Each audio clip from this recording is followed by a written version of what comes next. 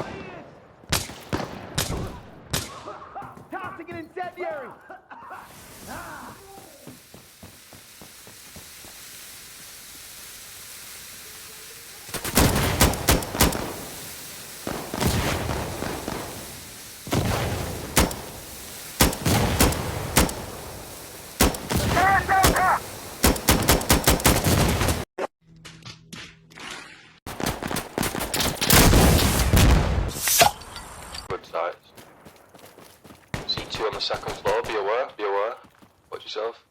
C4, that's 4 on the second floor. I'm on my last mag! They're here! Shit! They're here!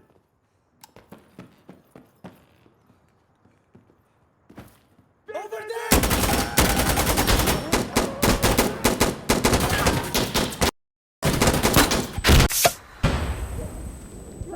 Ah, fuck! Ah, shit! Last mag! Last mag!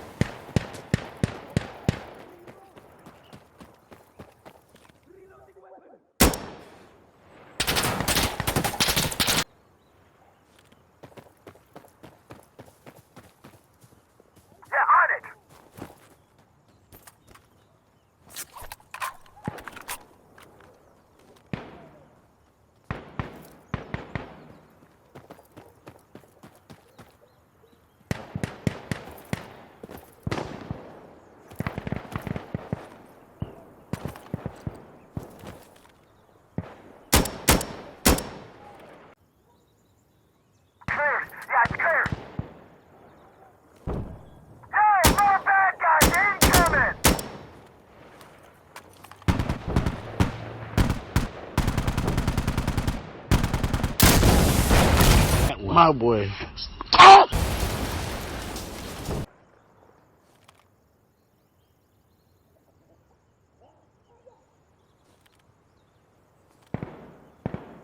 We got guys on the point!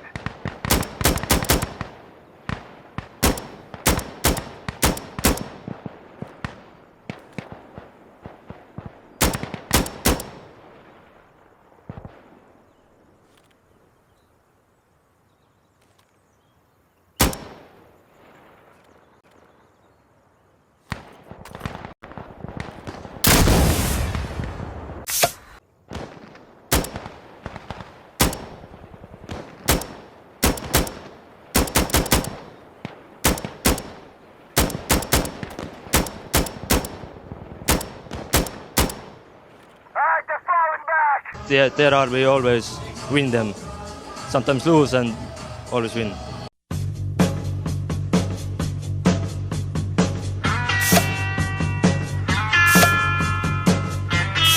Oota, kus sa lähed?